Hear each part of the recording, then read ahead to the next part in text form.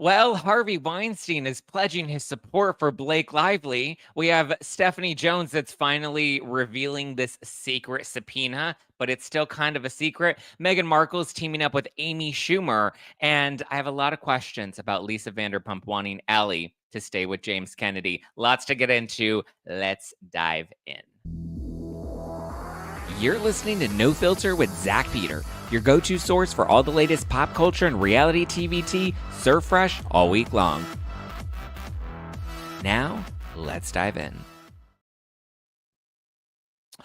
What's going on, everybody? Welcome on in, welcome on in, welcome on in. It is Friday, and because Fridays are our town hall, I have decided to bring on two of my pals. Please welcome Donna from Daily Dose of Donna Bowling, and from Don't Let It Stew, Chef Stu. Hi. Hello, hello. Hi, guys. How are you? Good. Nice Friday. Happy Friday. It's a beautiful Friday here in Los Angeles. We're all in LA. How fun is that? I know. It's a beautiful morning. Why can't we just all be in the same room doing this? Why can't we just have a show together? We should have. We did it last time. I remember we did it at Spotify, right? Oh, yeah, with Dave. The three of us. Yeah, but we need one in our kitchen. Yes, we need to do that. Maybe next week with Georgia. Are we gonna cook? Yeah. Are we gonna of course. That's the whole Taylor point. Swift cocktails? We could do that. They're really tasty. I'm gonna eat. Wait, Stu, what is going on your coffee cup? What happened? There was an earthquake this morning? No, do you know what? I went shopping at like 7:00 this morning. I have so many clients this weekend. I'm just out of control. But I sometimes what I'll do is, instead of making 2 trips from my car to my apartment, I'll kind of like level the cup on groceries and kind of carry them all, and it might kind of tilt a bit. That's what happened. Yay. That is life when you have kids. Like, I notice, because when you have kids and you're carrying a lot of bags, like everything's spilling. There's a lot of spillage. Yeah. Mm-hmm. So Stu is a personal chef, so he cooks a lot. He's a chef, Stu. I'm a chef. I think they got that with the name Chef Stu. Oh yeah, that would make You're like, and by the way, and he cooks. He gets knives and he cuts carrots and he makes food. And like I have a job. I actually work. Like Bethany. Somebody says I don't, but okay. Yeah. Well, yeah, you have a job. Okay, so I know. We have a lot to get into, but so I was just on Chef Stu's podcast this week. The episode, it came out today, Stu. It's out now. Don't Let It Stew. Today on YouTube and everything. Yep. Don't Let It Stew on YouTube and everything. Also Apple. There's a link in the description below, and then Donna, I've linked your YouTube channel below too. So if people want to support Daily Dose of Donna, you're going live today at 11 a.m. Pacific, right? That's your usual time. Yeah, and I've got some interesting stories today. Oh, Karen Reed. Well, there's a little bit of a Karen Reed update, although that's going to be more next week. But I actually got a little bit of I've got some deep dives, some little interesting tangents. Fun. Yeah. Real quickly, since I have you guys here, I want to do a little Bravo talk. What was your reaction to Allie going on Nick Viall's podcast and saying that Lisa Vanderpump was encouraging her to stay with James Kennedy after he was arrested for DV? Oh, after he was arrested. So after he was arrested, she said a month later, Lisa Vanderpump called her and said, like, oh, he needs you. And she was basically trying to encourage her to stay with him. Go ahead, Dina. Well, call me Donna, and then I'll go ahead. Stuart. God. I need to put a post-it on my computer. That's what I told you a million times. That's what my husband did. He had to change my name in his phone for the first year that we were dating. Okay, so it's okay, Stuart. It's okay, Stuart. It's okay.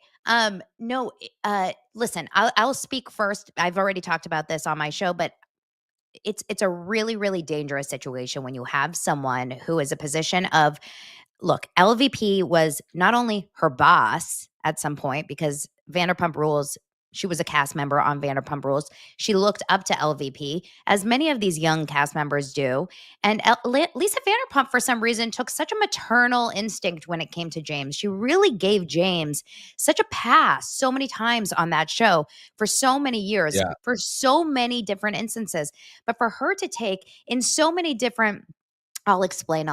But for so many different situations, she really, truly gave James a pass. But this one was the one that I just do not understand how in the world you can give a man a pass for being not only, saying you're sober and then drinking again, getting arrested, but domestic violence. Come on, man. There's no excuse, Lisa.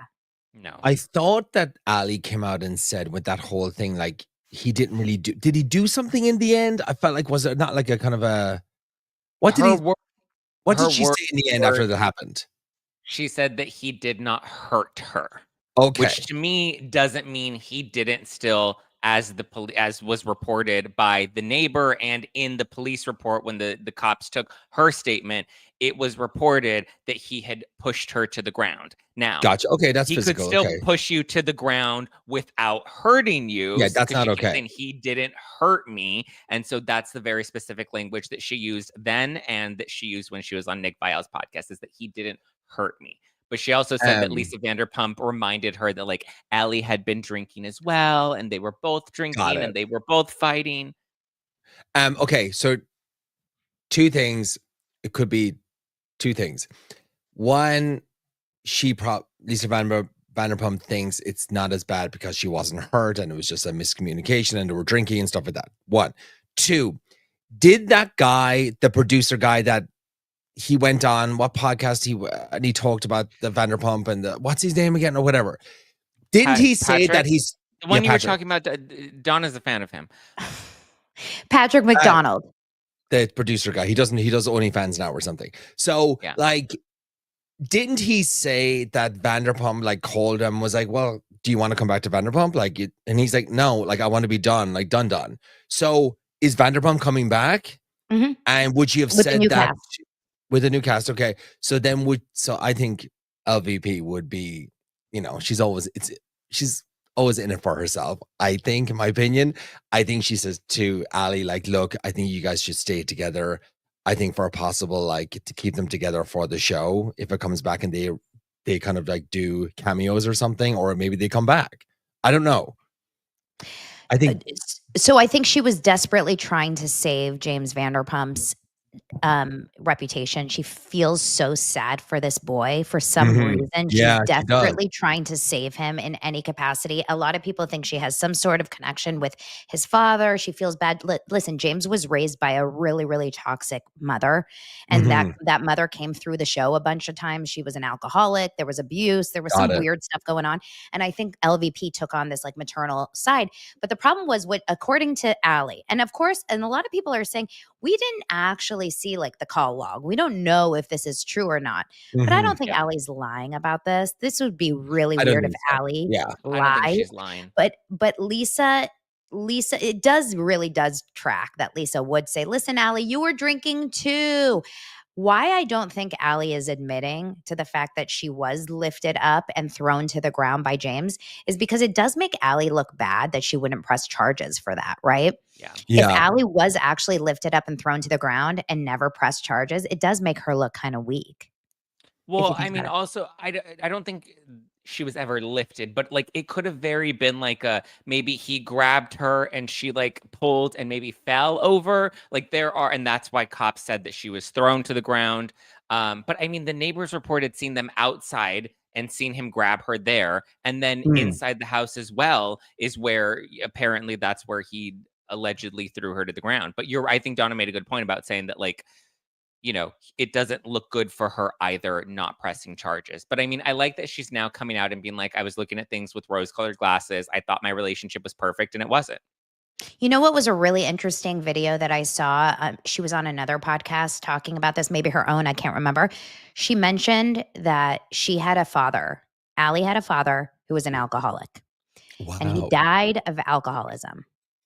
And Lisa Vanderpump also, I believe, had a father who was an alcoholic, and he died of alcoholism. I can't remember if this is exactly the story with Lisa, so don't quote me on Just that one. making up things. No, I'm I'm kidding. just saying, yeah. So someone was an alcoholic in Lisa's life, but I know for sure Allie was. And she came to the conclusion, I think, speaking to like a psychic or someone in that like kind of astrological world, that being with James was in a way trying to kind of heal that relationship with her father. When you're with someone, and I don't know, I'm a daughter of an alcoholic, and there's like a weird thing when you have relationships with toxic people. We all know what that's like, right, Stu? When you have Mhm. relationships with toxic people, and you and you and you try to kind of like fix people. You're trying to fix people. Uh-huh. That's why you stay. You stay and you try so hard. You think you are the answer. You Uh-huh. think you can do it You can help them. Yeah.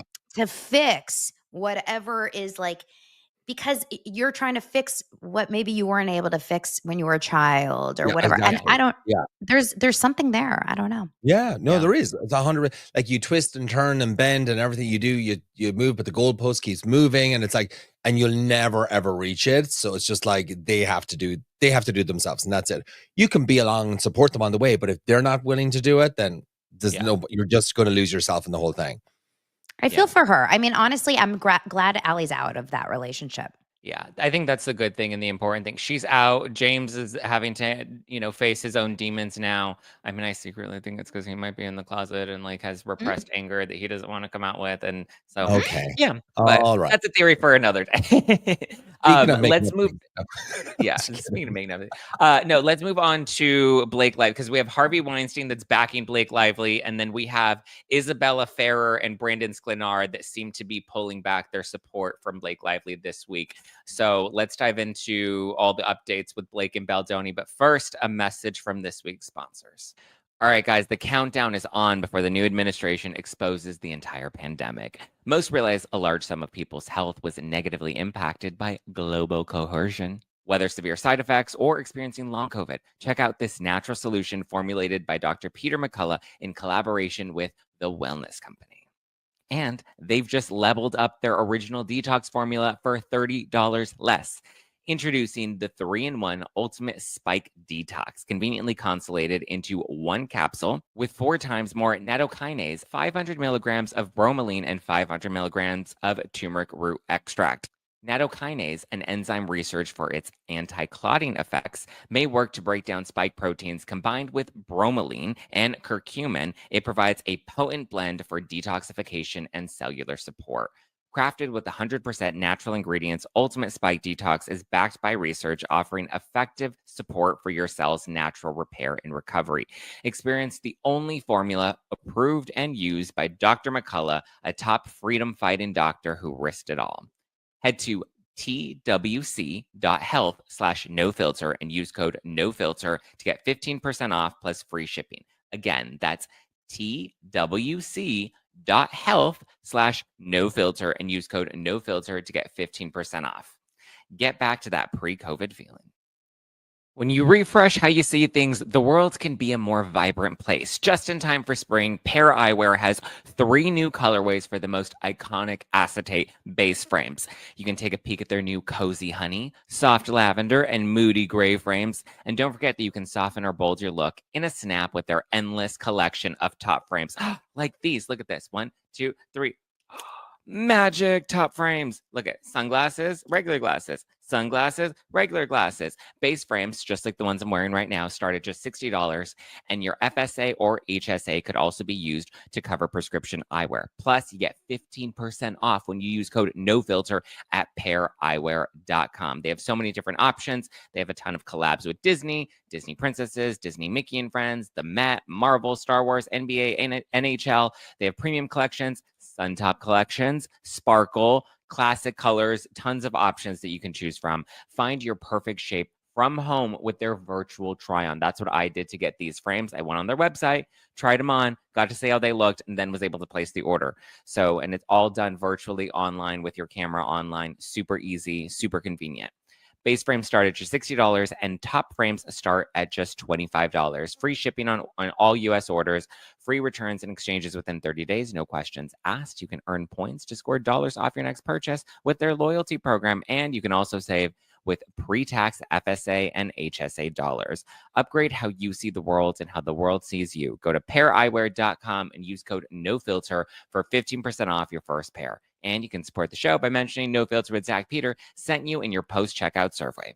That's pair, P-A-I-R, paireyewear.com. Use code NOFILTER. All right, let's talk about Blake Lively because we have some updates. Jesus. We do? From yesterday?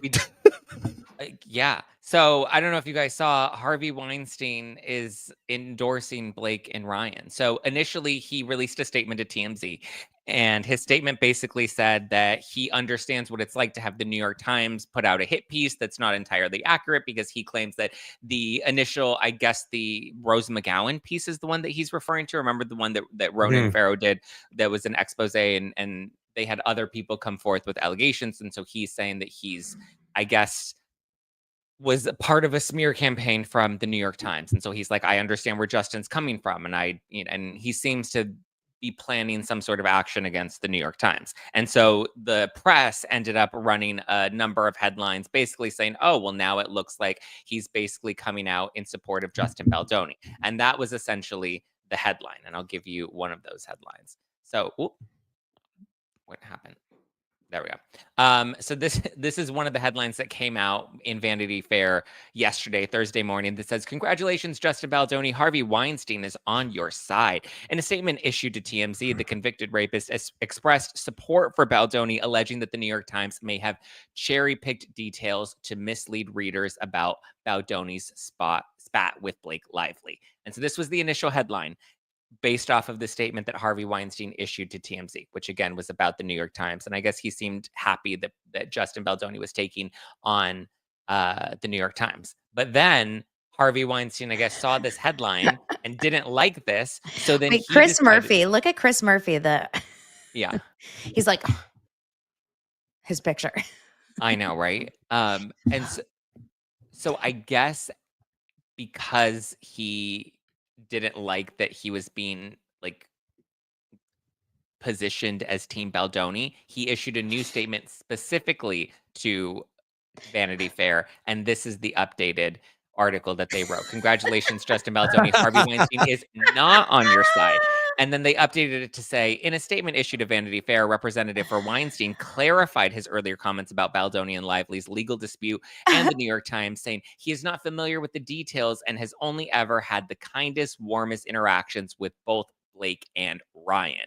And so all the Blake defenders are coming out and saying, well, this isn't him. Like, he's saying he doesn't know the details and he's not taking a side. But I don't know. To me, the key piece of this sentence is that he added that he only ever had the kindest, warmest interactions with Blake and Ryan. That to me sounds like an endorsement, whether you want to say it's, him not taking a side or not. That is a very clear endorsement. He didn't need to add that final piece about Blake and Ryan, but yeah. Literally an endorsement from the devil himself. Like, I mean, just the worst endorsement you could ever get. Nobody wants a Harvey Weinstein endorsement, right? Like at first, when we thought that he was supporting Justin Baldoni, I was like, shut up, Harvey. Nobody needs you to talk right now. Nobody's asking for you to talk right now. Stop talking. Can we talk? So Blake and Ryan must be, I don't know, like, what the fuck? Like, shut the fuck up. Right? Well, go ahead, Donna. No, it's so bad that all of a sudden, and we know why, but all of a sudden Harvey Weinstein's like back in the news this year. Yes. He's in jail forever, right? And what's so awful is he's being given this like new wave of apologists. There's this whole group of people that are like, maybe he's not that bad. See, that's the part that really has me torn, because I understand he's fighting, and this is very similar to like Jussie Smollett or Bill Cosby, right? They're people that ultimately ended up getting out of their legal drama and not having to really pay for their crimes because of the fact that there were legal loopholes that they were able to jump through, right? And so this is where I'm torn with Harvey Weinstein, because It does appear that maybe there were some corners cut to get him locked up, which is possibly what he's going to use to get out.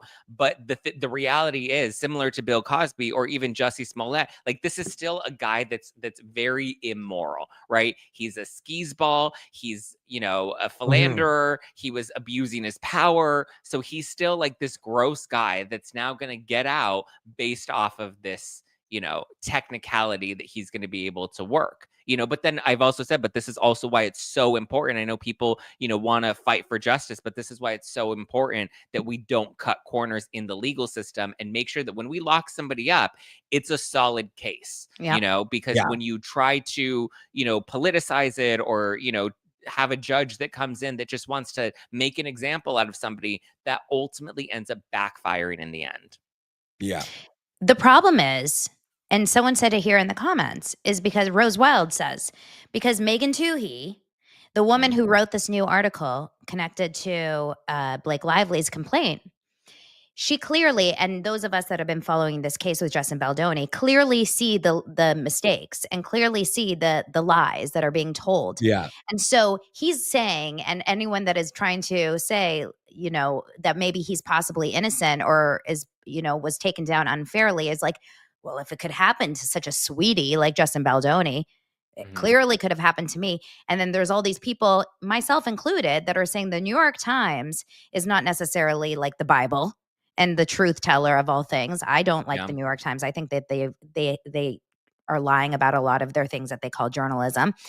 But that doesn't mean that everything that they've said is false. So it's really tricky. Yeah.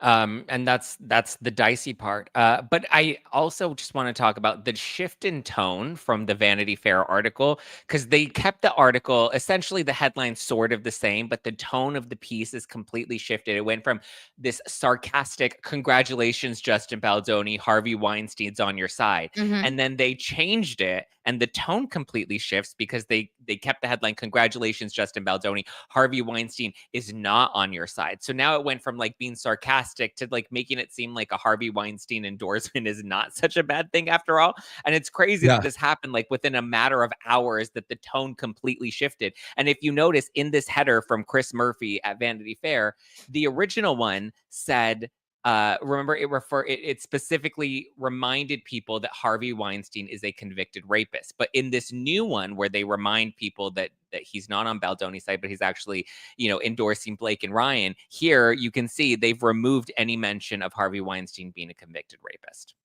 It's wild. That's crazy. That is wild. It's great. It's crazy to see how much they're trying to protect Blake Lively in all of this. Why couldn't they say, congratulations, Blake Lively, Harvey Weinstein is on your side? That's what the article should have said. Congratulations, Blake Lively, Ryan, or not Ryan, Harvey Weinstein is on your side. That's what I did too.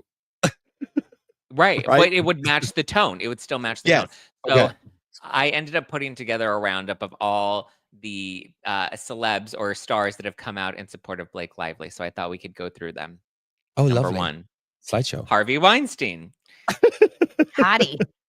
What a hottie. And I made sure to include all of their quotes, that he's not fully familiar with the details, but has only ever had the kindest, warmest interactions with both Blake and Ryan, which again was something that did not need to be included, but he intentionally included it. Next up, Amber Heard. Winners. And she issued a statement to NBC saying social media is the absolute personification of the classic saying, a lie travels halfway around the world before the truth can get its boots on. I saw this firsthand and up close. It's as horrifying as it is destructive. Now, I think she means she saw it firsthand because her defamation lawsuit she lost based off of the tweet that she put out where she referred to Johnny Depp as a sexual abuser. So we have Brandon Sklenar. So he came out hard supporting Blake Lively back in December when the CRD complaint in the New York Times article first dropped. Yeah. And then has since been asked a number of times what he thinks, what team he's on. He shifted to say he's not on Team Blake or Team Baldoni. He's on Team It Ends With Us. And then just this week, he was caught at the airport and they asked him, you know, what his take on all of this is. And he, what did he say? He said, lead with love and compassion. Lead with love and compassion. Dumb. Jenny Slate She issued a really strong statement of support for Blake. As Blake's friend and castmate, I voice my support as she takes action against those reported to have planned and carried out an attack on her reputation. And then just recently, last month, she did an interview to promote her new show, and they asked her about it, and she says, I don't have anything to say about that. So she doesn't seem to be supporting Blake much. Michelle Maroney, nobody cares, but he's supporting her. And then Amy Schumer. I didn't realize Amy Schumer at the time that the CRD complaint was dropped, that she posted, I believe Blake. And then we saw Amy Schumer at the SNL 50 hugging Blake as well. So I wonder if she's retracting a bit. Like she hasn't retracted, but I'm going to say that her support was twofold. She was filming at the time Kind of Pregnant, which was her Netflix film, which I watched on a plane. And it's actually, terrible. I know she gets scathing reviews in everything she terrible, does. Donna. Don't tell me that movie was good. It was so I thought bad. It was funny. I thought it was so funny. Yeah, I do. I enjoyed the one where she's pregnant. Listen, I was a Chardonnay in. I was a Chardonnay in on a turbulent flight. Alone when she keeps falling on her stomach, it's the funniest fucking thing. That was funny. Yes, that's a funny bit. Yes, I will give her that. Or when the stomach is stabbed, like those bits are funny. But the movie overall, I thought was so dumb. It's a stupid they're all movie. dumb, but it's funny. Listen, all of these movies are stupid, but it's it's a movie that you want to watch when you're home alone on a Friday night and you're like just chilling, right? It's funny. Yeah. So she was working on Kind of Pregnant with Alex Sachs, who happens to be the same producer who was working this was just after It Ends With Us. Alex Sachs went right after It Ends With Us, right to Kind of Pregnant. So I think she got that story straight from Alex Sachs. And as I think we know, Blake Lively told her version of events to all of these people.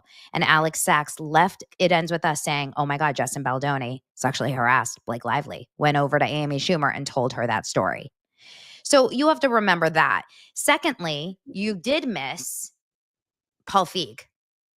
Well, Paul Feig's not a star. I did miss, however, the Sisterhood of the Traveling Pants. Sisterhood of the Traveling Pants. They have kept their statement on Instagram. So they issued that long statement. Alexis Bledel is not on Instagram, to my understanding. So she never posted it, but her name is in the the closing. But America Ferrera and Amber Tamblyn have both kept the statement of support on their Instagram account, which is interesting. But I also saw that the Daily Mail was reporting that Isabela Ferrer, who played young Lily, she's now pulled back her support from Blake Lively. So this was reported in the Daily Mail yesterday that Isabela deleted all her photos with Blake at the advice of those around her. Blake wants to drag her into this lawsuit and asked her to back her up on accusations of harassment, but Isabela could not do this because she didn't personally see this. She was very naive when she was cast, and everything to her was a privilege. She was so focused on her character that she didn't have time to get involved in any of the gossip. She knows that defending anyone against accusations when she didn't see herself with her own two eyes could be very damaging to her career. She feels shafted, and deleting her photos with Blake was no accident. Yeah. Interesting. I'm not surprised. I mean, I guess this came from Elsie Elsrich is the first one who reported this. And the Daily Mail picked up on it. So, I think this statement came from her rep. I think her rep knows that she's getting dragged into this, and she's,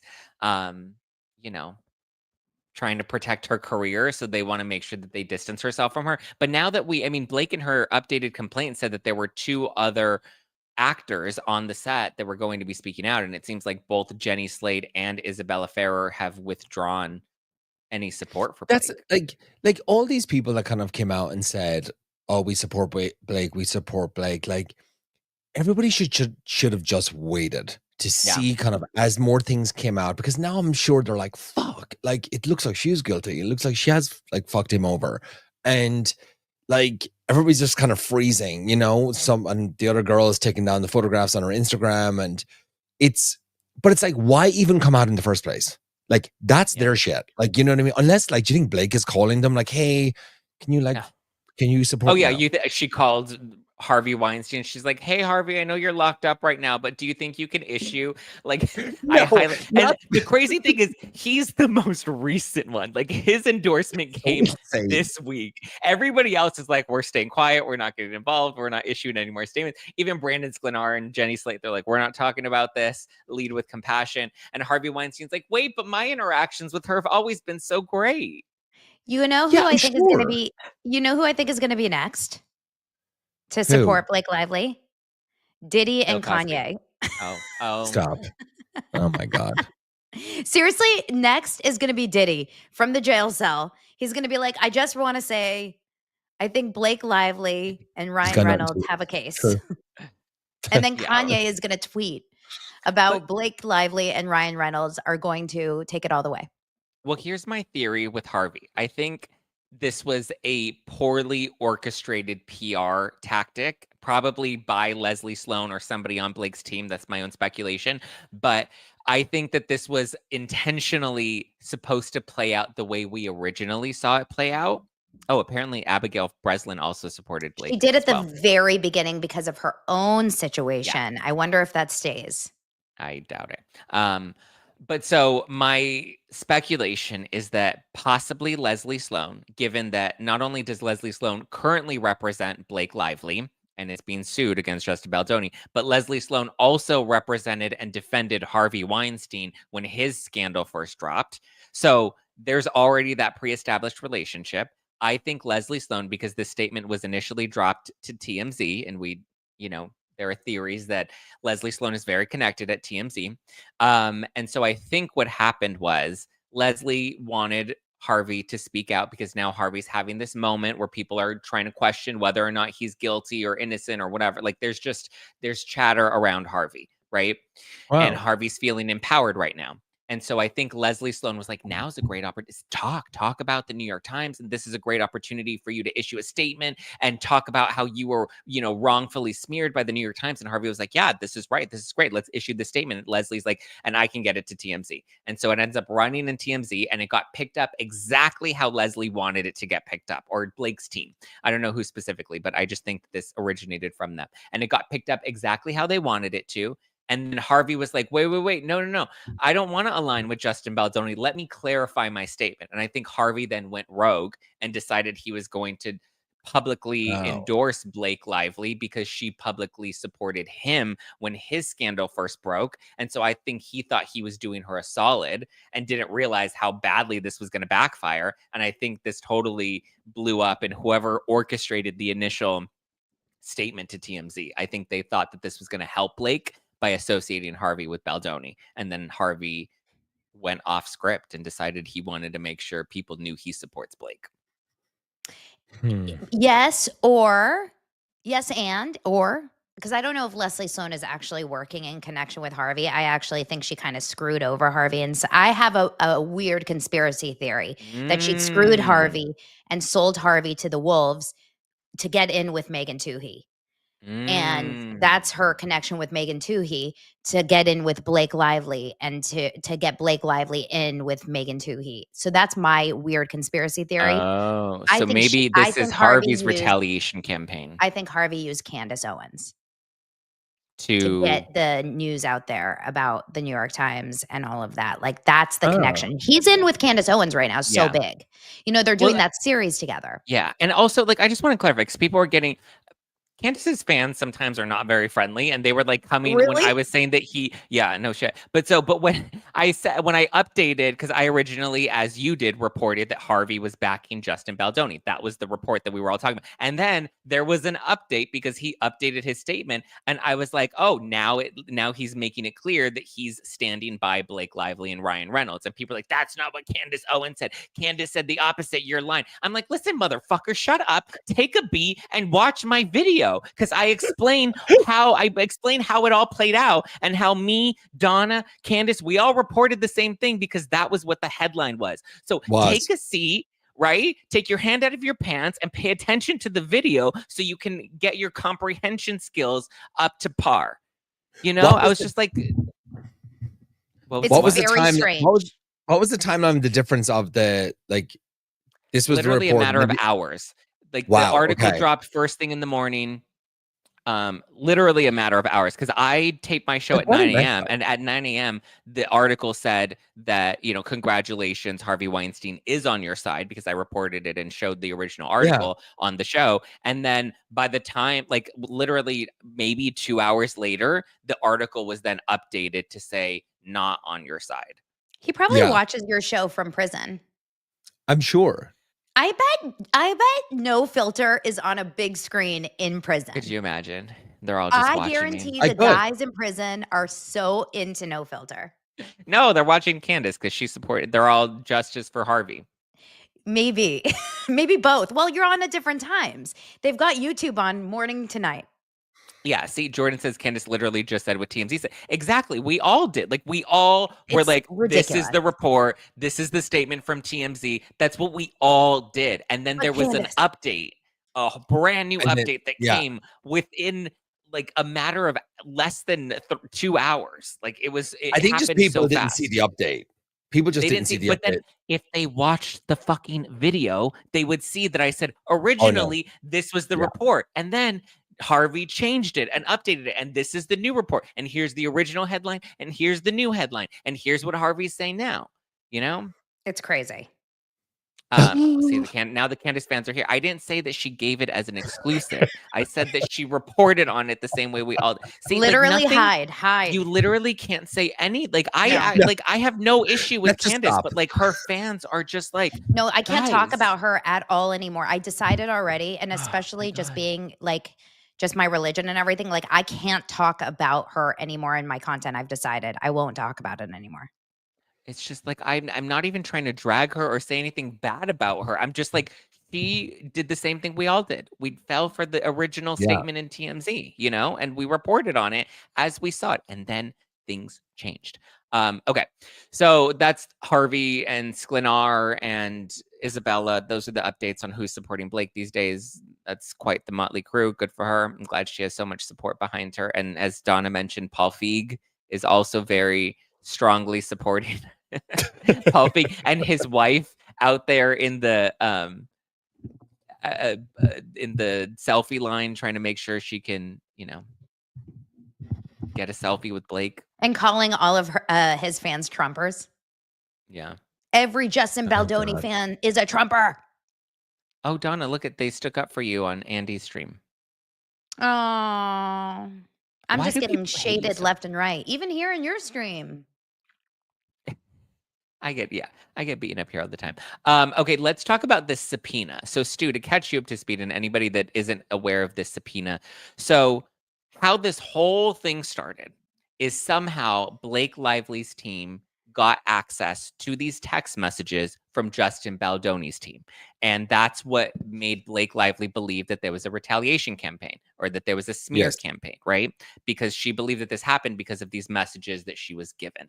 Now, and these messages were from Justin Baldoni, his publicist, his crisis PR manager, his producers. And so everybody was wondering, how did Blake Lively get access to these text messages? Like, what the hell? Like, you can't just give somebody's private text messages up. So it appears his former publicist had, she seized the phone of his current publicist because they worked at the same firm. She took her phone because she quit. And she's like, I'm leaving. And she's like, well, that's a company phone, so I'm going to take your phone, and your phone is now mine. Got access to all those text messages and gave them to Blake Lively's team. Now, they said that in the New York Times, it was reported that they didn't just give them up willingly, that they were subpoenaed. And normally how a subpoena works, it's a court order to turn over information. How a subpoena typically works is there has to be an active lawsuit or case or some sort of litigation. Like, you can't just be like, hey, give me your text messages. Like, there has to be some intention, a lawsuit coming, a lawsuit active, whatever. So people were like, even if she did have a subpoena, she hadn't filed a lawsuit at that point. So how did she even file this? Like, how did this happen? So people were suspecting that the subpoena was never real and that the subpoena didn't exist. Well, we have a plot twist. Stephanie Jones, that publicist that turned over the text messages, now, I guess, revealed this info to Deadline. She showed them a copy of this alleged subpoena, which they claim it was issued in October. Now, again, there was no active lawsuit at that point, so it was uncertain why the subpoena was even issued to begin Yeah. with. But the other crazy part is Stephanie Jones, even though she showed this subpoena to Deadline, she has still not produced the subpoena. It hasn't been revealed in any of the court documents. There's no copy of it that's publicly accessible, but somehow she gave a copy to Deadline, and Deadline says, "Hey, we saw it. We can confirm that it's real." But there's How is nothing. that But nobody else allowed? can see it. I Yeah. don't know how But like, that's is that a allowed. Like, fake subpoena? well, but here's the other thing too: is if the subpoena is real and legit, why not submit it in court? Like, why are you Yeah. showing it to reporters so that the reporters can verify that they've seen it? But if it's a real, legit subpoena, why not? Like, if you had the New York Times publish the entire CRD complaint of Blake Lively's, then why can't you produce a copy of this fucking subpoena? MP That's says if the seems subpoena is about it. even valid, because Jennifer Abel claims that she was never notified of her text messages being subpoenaed where they would have been turned over. Not only that, but so according to Deadline, the subpoena was issued in October, which protects the New York Times, because the New York Times, which is convenient that now suddenly this subpoena has appeared and suddenly it exists, right? And suddenly it was issued in October. And the reason October is so important is because that's when the metadata online, shout out to Googe on TikTok, that's when the metadata online shows that the New York Times began working on this article. So it's just a very convenient timing that now suddenly Yeah. we do have a subpoena. And then the subpoena just happened to conveniently be at the same time the New York Times was working on this article. Like, it's a little too convenient for me. But the other crazy part is Jennifer Abel is claiming, or has claimed in court, that Leslie Sloan, Blake Lively's publicist, reached out to her in August. And in August said, "Hey, I've seen your text messages. You're about to be sued." So if Leslie Sloan said this in August, then why does the subpoena not appear until October? How did she get those text messages in Yeah. August if there was no subpoena to produce them, and the subpoena didn't come until October, which would technically protect the New York Times? Yeah, so they It's created just some fake subpoena or like a new subpoena Yeah. after. Because if it's not in the court L documents, how can it be official? Like, it's like and nobody has why seen it. not? But like, my thing is, like, Yeah. why not? Like, To what is back up so your shit. hard? Exactly. What is so hard about producing this subpoena? Like, why is it such a Because mystery? it's Why is it fake. such a secret? It's what it seems It has like. to Or be. there's Yeah. something improper about it that just doesn't make sense to me. This damn subpoena that everybody's been like, where is this subpoena? So it just seems like there was just a big takedown for him. Like, just It like seems this like was all kind of it seems like there were a lot of people that uh-huh. absolutely, you know, It's they fucking crazy. orchestrated something. Like, it feels like there was very clearly an orchestration in how they utilized the Yeah. law and how they wanted to make sure they got all the privileges. So Daily Mail also got a copy of it, it looks like. Yeah. So all the news organizations are getting a copy of it, but it's so weird in such a public case where everyone's seeing everything. Why can't we see a copy? But not only that, but why isn't the Daily Mail or Deadline publishing a copy of it? Releasing That's it. what I'm If they've saying. seen Publishing it, it. why are they not releasing a copy of it? Well, They there must be a verified that reason. they've seen it. Was it under the condition like, hey, we'll show it to you, but you can't post it or publish Yeah, it? we'll show. Yeah, but why? Like, that's the part that to me is like, but it makes no sense to me. Looks worse for them. Yeah. Mariah says, I thought you couldn't have a subpoena without a court case number. I believe in some states there are certain loopholes that you can jump through as long as an attorney, oh yeah, see, here we go. Riley says, in New York and California, according to a lawyer on X, you can get a subpoena without a lawsuit. Yes, as long as an attorney is the one that issues the letter, which again, is it proper? Technically, again, technicalities, right? And that's what a lot of Blake Lively's case is they're trying to jump through loopholes based off of technicalities, when again, if you have a strong case, you don't need legal technicalities. You have evidence. Can I just laugh for 1 second? Because I'm Yeah. reading the Daily Mail article about it, and then I go to the comments, and the first comment says, Candace Owens covered this. It's Oh. crazy. It's Her everywhere you fans are look. loyal. You gotta give them. They're loyal and they're consistent, and they will Can jump someone off a cliff please for her. comment on every article? Zack Peter covered this everywhere you go. Like, You know I'm what's crazy begging is you I to don't just even like need go people everywhere. to. I don't even need people to do that for me, and I feel like my audience like just doesn't even care to be bothered about that type of stuff. It's amazing. And again, yeah. But it's really interesting that this subpoena is being reported about. So they're saying it's there. But what does a subpoena look like? And actually, I've never seen a subpoena. Like, what is a subpoena? I've never been subpoenaed. It's weird to say that word a few times in a row. Subpoena. It's a letter. It's a like a legal letter. It can be a letter from an attorney. It can be like a formal form. So can anyone write up But a like, subpoena? An attorney can write up a like, subpoena. Yes. So it's not that big of a deal. but Like, like if can an attorney says, ChatGPT write one? but like What? if an attorney sends me a subpoena, whatever, from an attorney's office without any court or anything filings or anything like that, like I can just be like, fucking screw you. You're not getting my text messages. Okay. Right? Well, that's the other crazy What's part the is it's reason? like Like, you don't, yeah. And if you are subpoenaed, like normally you would lawyer up and have your attorney review it and be like, is this something you have to, turn over, especially if there's not an active lawsuit? Like that's what's crazy is it's like, yes, you can technically, a lawyer can issue a subpoena, but to my understanding, a subpoena like this, that's really just a request from an attorney. You don't have to, like, this isn't an actual court order that's ordering you to turn over these documents. It seems like this was turned over willingly. Mm-hmm. without the knowledge of the girl that had the phone, or Yeah, because you she just had need, quit the you just job. need a lawyer to sign the form. Yeah. I just want to reiterate, and I'm Thank going you, to do a little Francesca. video. I'm going to do a little video a little bit later. I got a DM from someone who wants to, of course, remain anonymous, who worked for Stephanie Jones. Mm. The torture that this woman was put under working for this Oh, yeah. woman is Really? unreal. Yeah. Stephanie Jones is truly, allegedly, just to save our asses here, allegedly one of the worst, most unhinged, like, people in Hollywood. And there's cray people in Hollywood. And I've worked for many, and I'm sure you guys have too.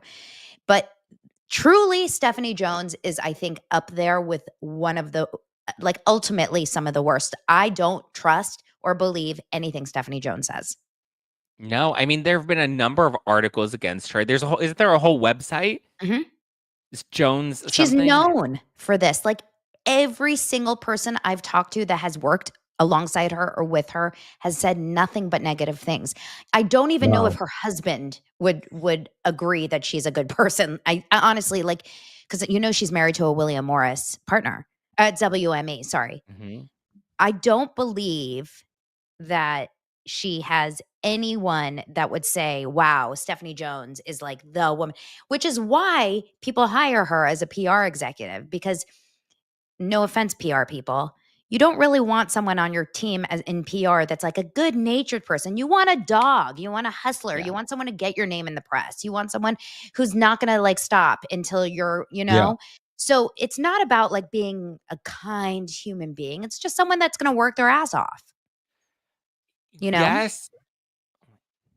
Yes, but my thing with Stephanie Jones is like, but you also want to make sure that like your reputation should be is you being a shark and defending your clients. But her reputation is not just her being a shark. Her reputation is screwing people over, which to me doesn't, like, if I knew a publicist was screwing people over or had screwed over past clients, that to me, big red flag. I mean, so Yeah. Donna and I had somebody that was representing us last year, and I remember one of the, I guess, a potential Not client. last year, this year too. No, this person doesn't represent. They won't fucking let me go or No, pay but me they're my still money. screwing you over. They're still, still screwing me over. But so anyway, their clients, when they approach new clients, their clients will reach out to me and be like, hey, what was your experience working with this person? And I always just try to be like, listen, make your own judgment. I left for a reason. I wasn't the only person that left. A number of people left at the same time I did. So that it should be very telling in and of itself. But they're like the things they said that this person had said not nice things about me and like why I left and basically lied about why we parted ways, making me look bad. And so their exact words to me, though, were the reason we wanted to call you and reach out to you is because if this person is so willing to throw you under the bus and to talk poorly about you upon your departure, then they're like, that doesn't give us much faith to then trust this person if he's willing to throw a former client under the bus. And I was like, well, then there's your answer right there. Like, trust your own gut. Like, I can't tell you what to do. You have to make your own judgment call. But if you have those concerns and you're seeing this behavior about how this person is speaking poorly of me, when I'm still to this day trying to be begging to be released from this person's claw, like I want nothing more than this person to be out of my fucking life and to pay me the money that I'm owed, because I don't want this person in my life anymore. And I'm still attached to it. So it's just, yeah, look at, see, Yanni says, speaking poorly of former clients is never good business, no matter what field. Exactly. It doesn't look good. And I think Stephanie Jones has this reputation and it doesn't invoke confidence. No, I don't think she's going to have a good career after this. I think this is going to be the nail in the coffin. Well, no, that's why. I mean, those are the rumors as to why she was fighting so hard. Yes, she is the one that had the psychic on standby at the office, or at least those are the claims. That she would have her psychic like guide what she would. Doesn't that sound familiar, Stu? Didn't you have somebody that was always trusting the psychics? It's great, right? Isn't that wild? Yeah. Wait, what was I saying? What was the point I was making before the psychic? Just trusting like people who have bad reputations in business and don't treat their clients well. But it always comes out, like they always say, the cream rises to the top, and like the bad people, it always comes out. And she's already had a bad reputation, but this has become such a global issue. And now it's all over Deadline. And trust me, people talk. No one's good. There's too many good people in this industry. She's not going to be hired.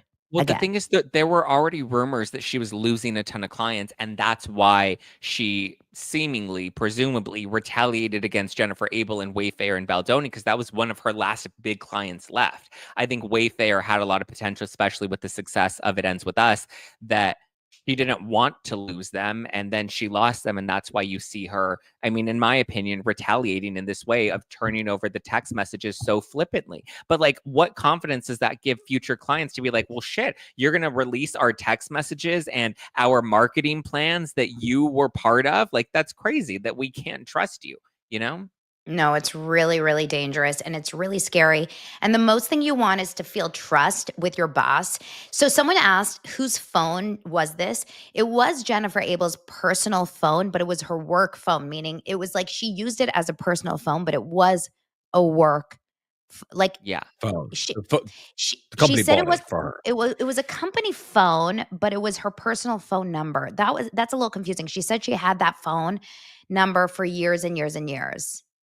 I mean, I've had that where I've worked for companies and I wanted to keep my phone number so that I didn't have multiple numbers. And so I wanted to keep my number, but the company was like, okay, well, we'll provide you a phone for working for the company.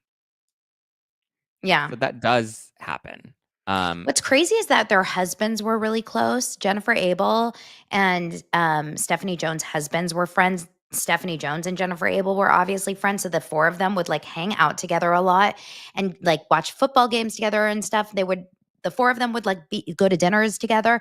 And so I remember reading in the original complaint how, the husbands would like text each other right after all of this would go down and be like, I hope everything's going to be okay. How crazy to see that she screwed Jennifer so badly when they were friends on top of being coworkers and boss and whatever. All I know is that Jennifer Abel follows me on Instagram and I'm dying to get in there. Send her a DM. Get her on. Jennifer Abel to follow me. But like she can't, like she's not going to be on my show. Why but not? I want so badly to be like, girl, she can't talk to me legally. Like, I actually, what's crazy is Jennifer Abel used to represent Kristen Doty. I know that. You told me that. That's how I know. Yeah, because I've chatted with her before. She seems like a nice person. Yeah. She from what I've seen of her on in like the cute videos that Justin Baldoni would post and all of that, she So I just seems got a lovely. DM from someone that says, do you think Stephanie Jones had a fake subpoena and that's why she added a new lawyer with felony charges as a background? You know how she has like a criminal lawyer now in her world? She probably is going to need it because it's not looking too hot. What happens if you have a fake subpoena? Yeah, what happens? I don't think That's well, I like, don't know. I mean, then that get all those messages get thrown out then, right? Like, Well, this is the thing. This is the hard they're part. Like, obtained illegally. well, no. So this is where it gets messy. So, to my understanding, if the subpoena is indeed fake, then that gives, well, it's hard because a subpoena, especially like in California or New York, doesn't really mean a whole lot because it's really just a request from an attorney to turn over information. You again don't have to if it's not part of an official like lawsuit or an official court case. You don't, to my understanding, have to actually do this. Yeah. See, Autumn says, oh no, wait, here it is. Jordan says, I think Ask Two lawyers talked about this and they said there wouldn't be any consequences if it's fake. That's the thing. Like yes, there would not be any like criminal or, Repercussions. like legal issues she would face technically. However, this would then open up Jennifer Abel and Justin Baldoni and Wayfair a stronger case against her, I would think, to sue her for invasion of privacy for revealing their text messages without their permission. So I would assume this would help their case and it would help them litigate against Stephanie Jones. I don't think she would have any criminal issues with that. I don't think because the subpoena wouldn't technically be fake. It just wouldn't be proper necessarily. I don't know. I think then that's crazy. If she wouldn't get in trouble, then I'll just create a fake subpoena for everything I do. I mean, that's insane. Yeah. Well, see, LH says it's not the subpoena, it's the federal law against releasing personal information from a carrier. Yeah. So that's where I'm saying Baldoni and Wayfair, they would likely have a stronger case against her and could sue her for releasing their messages without their permission or without their notice. A notice. They exactly. didn't know that any of the these notice messages. Big thing, I think. Yeah. Yeah. They didn't know any of these messages had come out. And I think you kind of have to give notice, right? Especially because, like, even if you want to reveal, you can say you own Jennifer Abel's text messages because it was a company phone. I would then argue, well, you don't own Justin Baldoni's text messages, and so you invaded his privacy. You don't own Jamie Heath or Melissa Nathan's text messages, and you revealed all of those messages. So technically, you're invading their privacy, especially someone like Melissa Nathan, who's a private person, right? She's not like Baldoni, who's, an actor and public facing. All right, well, let's tie this up. And then I just want to cover two other stories. One about Eric Dane and then another about Meghan Markle, Stu's favorite. But first up, let's talk Eric Dane, who is just such a cutie patootie. And we've loved him from, what was he on? Grey's Anatomy. McSteamy. And now he's on Euphoria. So he just came out and announced that he has been diagnosed with ALS. And so he is filming the third season of Euphoria. It's about to go into production. But this is sad. He looks great. Dane.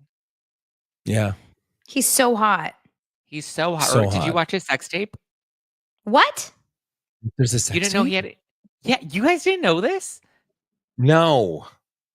With Rebecca. Where? By the way, No. Rebecca Gayheart. Dane, she follows me. She follows me. She's very into this story. She's very into this story. Too. Sorry, DM'd Rebecca, if she's watching this. I'm sorry. I didn't mean to reference the sex tape again, but it was great. You guys looked hot in it. They have one? It's send it to me? I mean, it's not an official sex tape. It is a tape with Eric, and then I believe Rebecca's the second person in it, and then there's a third person, a second woman that's in it. Okay, let's not talk about that right now. Comes to real life. Okay, anyway. Rebecca Gayheart is always going to be 90210. Like, she was so beautiful. Wasn't she in, like, Claricel commercials or Neutrogena commercials? Who? Rebecca Gayheart. Was she? Oh like my her. God. She was so gorgeous. She is Beautiful gorgeous, eyes. by the way. But she's had like a little bit of a difficult road also in her life. Remember, she had like a little bit of a challenging, she got in a car accident and like, yeah, she had to go. I want to say like she went to prison or something for a little bit.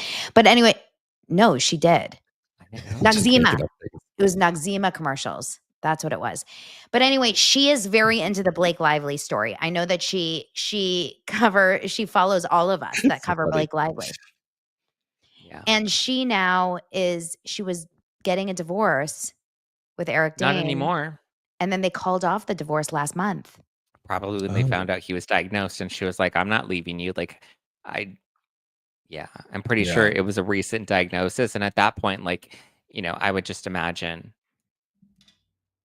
they realize how short life is, and like, why spend it apart?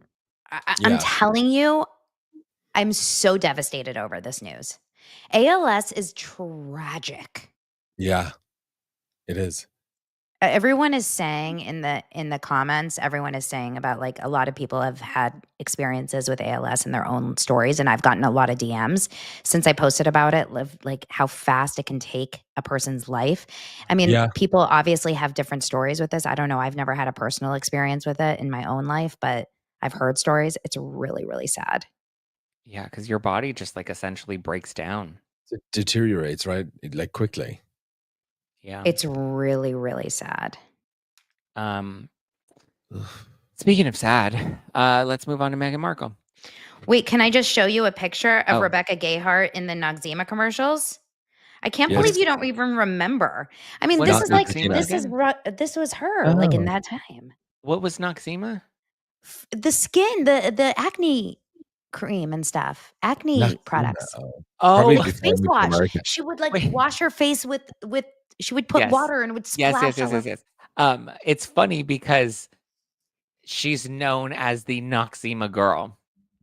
Yeah. That's like her nickname on the internet, I guess. Because I typed in Noxzema and then it said Noxzema girl, Rebecca Gayheart.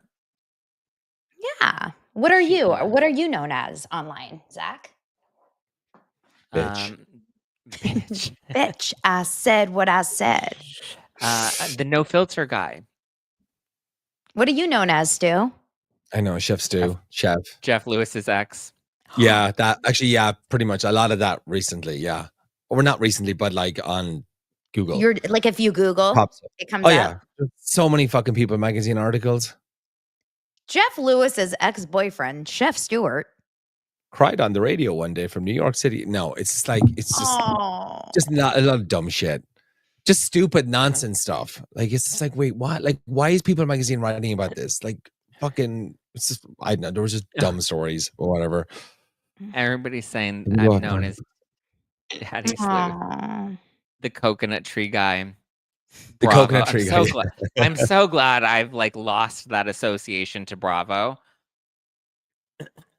I mean, God people still kind forbid of know you're me from Bravo. associated. No, I didn't like being pigeonholed in Bravo because my podcast was never Bravo specific. It like had a wave where Bravo was at popularity, and like I was talking about Scandival and the Erica Jane trial, or the Tom Girardi trial, sorry, with Erica Jane. But like it was never the full basis of my content. But I got pigeonholed in it for a couple of years. But I'm glad that like people know that I'm multidimensional. You're now the Hulu guy. I'm not the Hulu guy. Yeah. It's popping up everywhere in all these documentaries. Meghan Markle. She is teaming up with Amy Schumer. Oh, speaking of. She's teaming up with Amy Schumer Why? because together they're going to take on menopause. Oh, Jesus. What? So according to page... Yeah, I mean, right? Nobody asked for this.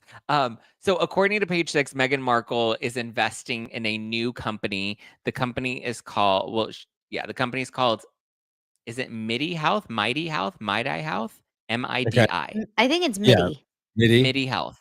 Donna, they haven't sponsored you. I feel like I've seen Midi Health before, and I'm like, have they been like a I have a sponsor? lot of menopause like type companies that I work with, Alloy and a variety of them, but not Midi. So Sell MB says, Sell Me B says, wow, Amy Schumer sure knows how to pick them. Seriously. She did So- crack me up in her Manjaro post the other day, though. She cracked me up. What was her Manjaro post? She did a little Instagram post where she was like, "So I'm on Manjaro, and you know, I'm just eating my meal. It keeps me really occupied and full." And she had like the smallest little bowl with like one tiny little fork with one bite, and she was like, "And I'm full. I'm full." And she just put it down, and it was just so funny. Her timing is sometimes, I know a lot of people don't like her, but there is something about her that kind of does get me. I don't know why. Yeah. Well, she's She a has her moments comedian. for Of sure. course, she's going to have good comedic timing. She's better than Hannah Berner. Don't at me. Well, Hannah Berner's not a real comedian. She like kind of pivoted into doing stand-up. I don't think Hannah Berner is that funny. I tried to watch her stand-up special, and it just wasn't that funny. People love her. I don't get it. I don't get it. She's a personality, but I don't really find her particularly funny as like a comedian. She did the worm on Jimmy Fallon last night. Everyone thought that was hysterical. Good for her. So anyway, Meghan Markle. So Connie Britton, Amy Schumer, they invested in this company. Meghan Markle is the latest to make an investment. She's been reported to be an angel investor. I don't know how much she's actually invested, but they're saying investments range from 10,000 to 500,000 for people that have become investors. Amy Schumer is, I believe, the biggest investor. But I'm curious if like this is a real investment of like she's putting up money or she's exchanging her fame, and I say that with air quotes, fame, in exchange to help promote the brand. Like that's what's unclear. Maybe she gets like shares or something, maybe, or I don't know. Like what, she has She's an not putting up affiliate money. deal? Like she's an influencer? She's like, hey guys, here's my code. Like, is that, It could be. Could is be. that what, well, it's funny because then Page Six also referenced that I guess she's invested in other brands before. So there is a company called Clever. It's a coffee brand. And I guess she invested in them back in 2020. It's like an adaptogen mushroom coffee brand. What's it called? So Clever, CLEVR.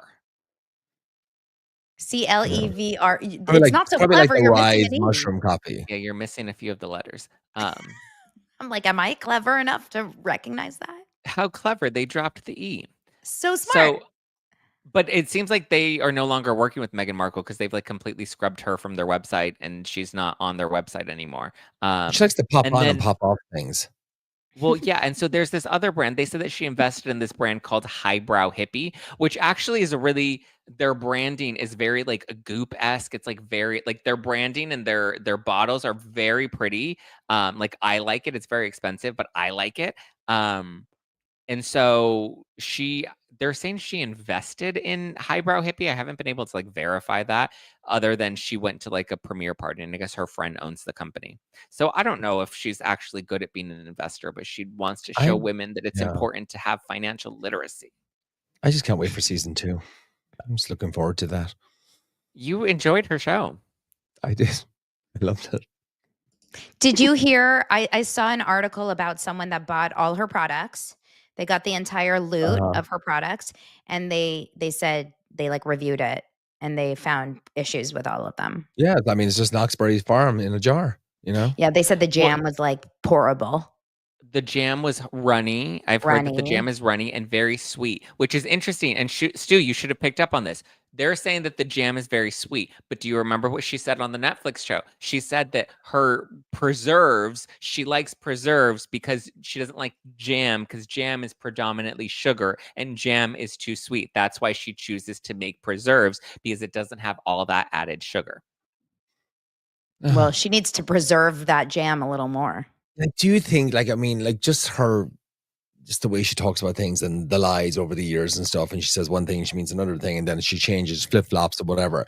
It's like, do you think, like, on that show, like, she's, you know, putting preserves on like scones or whatever? And like, you really think you're getting like this local Montecito, like berries, like in your fucking jam? Like, no, it's probably like, it probably is Knoxbury Farm berries. Oh, I wouldn't be surprised. Do you know what I mean? It's I don't know. Should we do a family trip? Let's do a family trip, the three of us. Let's do a road trip to Montecito, and let's do like a tourist. Let's try to find the Meghan house Markle. she filmed at. Let's try to find Meghan Markle, the three of us. The branding is nice. I mean, it's chic the way it's put together. It's very pretty. It's very pretty. It feels the flowers old. Like the branding just feels very like 2018. Traditional. I would say stale and old. Like it's not unique. Like it reminds me of what's that like Hawaiian brand? What Johnny Bahama? Oh, the macadamias. Yeah, there you go. Hawaiian, the ones that you can buy at Home Goods now. Yes, that's what this looks like. It looks like very Home Goods, which or what's the other one? World Market. Yes, it looks totally like just like a World Market. But like, okay, Donna, you're a mom. Are you buying your boys a $14 raspberry spread? This is absolutely not for your boys. It looks like oh my God. Google Honolulu Cookie Company. That's what it is. Honolulu Cookie Company. It could be the same font. Very similar. You're right. It's got a very similar, it's got a very World Market airport vibe. Yeah. Here, I'll show you Honolulu. And then you can tell me. And here's the thing. I'm not against like selling your shit. Like do your thing. I mean, that picture. Yeah. Do your thing. Like it's fine. Do your thing. But at the same time, I feel like she's spreading her wings, her angel wings everywhere right now, all at once. Overexposure. One thing. She should just do the Netflix show and just do the Netflix, the products. That's it. She shouldn't also do the podcast and also do the angel investor. It's too much all at once and it's too spread. $12 mint tea. No one's going to drink it. You're just going to buy it and look at it. Yeah, exactly. $15 dead flowers. You eat them? They're sprinkles. Or edible flowers. What is an edible flower, Stu? Please explain. You're the chef here. What is an edible? I know. Aren't all flowers technically edible? Unless it's a poisonous flower. I don't think all flowers are edible. There's certain varietals that you can eat. Yeah, there's certain varietals. Why can't you eat a flower? What's wrong with eating a flower? Oh, you don't want to eat flowers. More decorative. Like there's no fucking flavor of them. It's like you can buy them at Whole Foods. It's nice to kind of garnish and sprinkle a few petals on top of like a beautiful salad. Guys, it's dried rose. So look, go outside and find a dried rose and do it yourself, Zach. Brigitte is saying something very smart. She says, controversial point. Markle's brand is going to be successful no matter what we all say. There are loads of people who would want to have a Duchess brand. She's right. It's sold out. I agree. No matter what the hell she does, she's going to be successful. You'll see. You're going to sit here and talk shit. Sold out is a loaded like 2 words, whatever. It's just like how many what if she just had 1,000 units of each one? Yeah. Did you put 15 jars of raspberry spread and then that sold out? Like that's what the Kardashians do. They release a new lip kit that's available in small quantities so that they can show that they sell out their products. Yeah. It's like Blake Brown Beauty. Well, Blake Brown Beauty's not selling, period. No, but she said it was sold out too. Lizzie stole this joke from me. I made this joke the other day. I was like, these edible flowers are just potpourri. Like, do you remember when people in their bathrooms, they would do like the seashells and then they would have the little potpourri. That's literally what it I had them in Ireland. My mom used to buy them. Oh my God, it drove me crazy. And it would sit there for like 9 months and there's like no smell from it anymore. No, it never smells like anything. Yeah. But the thing is, okay, so here's the thing. The fact that we're all talking about it, wouldn't that mean that there's something? Didn't we all talk so much shit about Gwyneth? I mean, I was not doing Daily Dose of Donna, but didn't people talk so much shit about Gwyneth Paltrow when she started Goop? But I think I loved Goop. Yeah, I loved Goop though. But I would go to the Goop conferences. I'm obsessed with Goop now. I was obsessed with it then. I was ahead of the curve. You're late to the party, and now you're on the Meghan Markle train. I'm not. I don't give a shit about Meghan Markle. I think.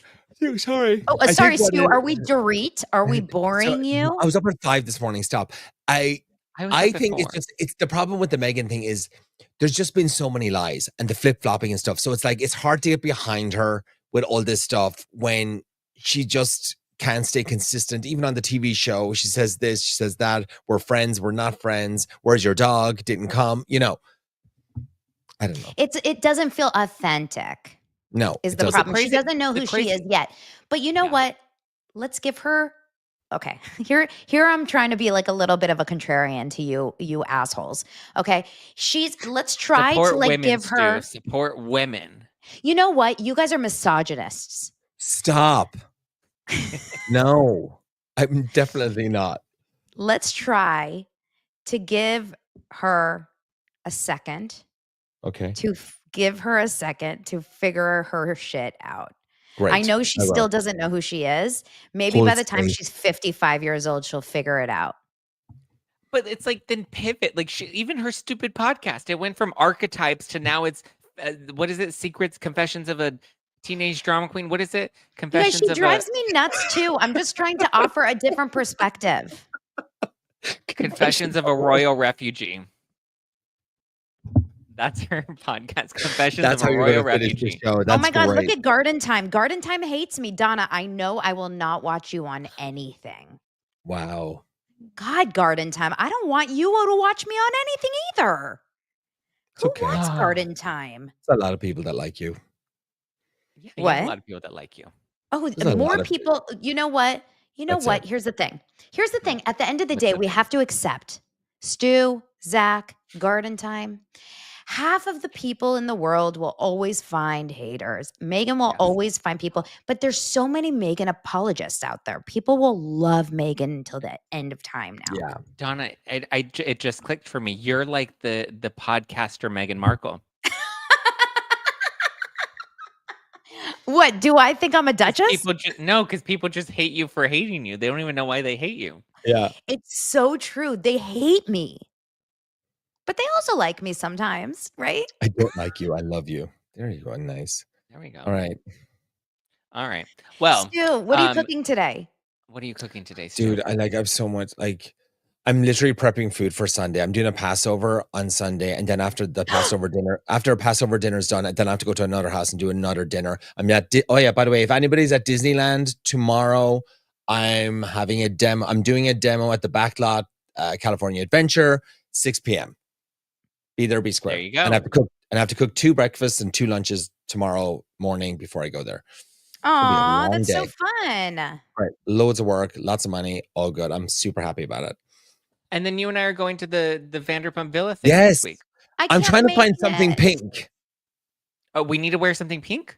No, I just feel like it just. Oh, I was like, because I always agree to things and I never read things and I never have the right dress code or anything. You know, like the Vanderpump people that work at the villa, they have like pink polos. So I'm thinking like maybe that could be kind of cute. Just a bit of pink in your outfit. Okay. That's Vanderpump. You know? Okay, just a reminder, everybody, today's the last day to order your merch from the merch store. All merch sold through the end of today. I'm donating 50% from all of my proceeds from anything. So I'm wearing my Zack-activated tank top right now. This is up for grabs. The Zack Pack shirts, Zack Pack hoodies, Justice for Justin shirts, Mommy Sleuth shirts, Daddy Sleuth shirts, everything you can get right now at nofiltermerch.com. And like I said, everything sold up until the end of today. I'm donating 50% of my proceeds to support the No More Foundation in support of survivors of domestic violence. This is the organization Justin Baldoni wanted to partner with. So just a reminder, everybody, today's the last day. I love my Mommy Sleuth shirt, you guys. It's so, actually, it's the best fit and it has such a great logo. It's really done well. And it washes well. It really is a great shirt. Donna posted a photo. Andy from Popcorn Planet. Dave Neal posted a photo. Ari Jacob posted a photo. I'll post a photo when I get it. Yes. So, all right. Oh, look at Sophie got her Mommy Sleuth. She's a Mommy Sleuth just like you, Donna. Aw, Mommy Sleuths unite. All right, nofiltermerch.com. All right, thanks, guys. Thanks for tuning in. My episode on Don't Let It Stew, which is Chef Stew's podcast, is out now. The link is in the description below, so you can go support and subscribe to Don't Let It Stew. And then Donna's going to go live in 30 minutes right now, so go support Donna, Daily Dose of Donna. That's her YouTube channel, her podcast. Support it, leave her a review, all the things. All right, guys, I will talk to you. Oh, not tomorrow, because it's Friday. Yay. Shabbat shalom. Yay. All right, guys, I'll talk to you next week. Bye, guys. Bye. Bye. Boom.